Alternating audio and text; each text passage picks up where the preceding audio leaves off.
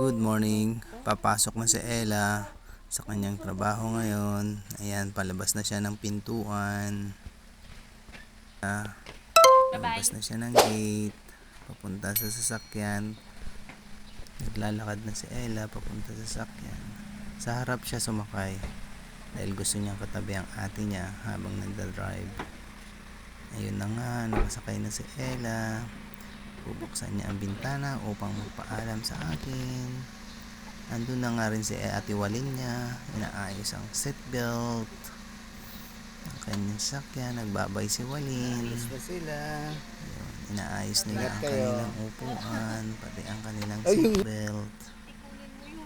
Ngayon na habang nag-aayos sila ng kanilang mga gamit, nagkahawak ng cellphone, makikipagtsikahan pa sila sa akin. Kakausapin nila ako habang nagpapaalam. Ayan pala ang dalawa kong anak, si Joshua Reed at saka si Ella. Ngayon, merong ipapadala ang kanilang mama. Ayan. Dahil kailangan din may pabaon si mama sa kanila.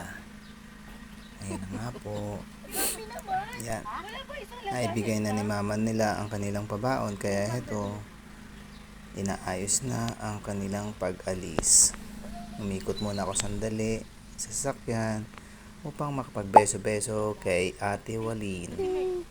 Ayan na siya. Ang ganda naman ni Walin. Ayan, nagkaano pa siya ng cellphone.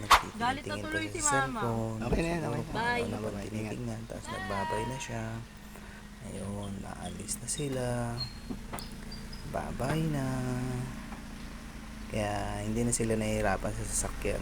Meron na silang sasakyan para umalis sa kanilang pupuntahan sa trabaho nila at pag-uwi nila na hindi na sila mahirapang sumakay. Yan lang po. Salamat. Bye-bye.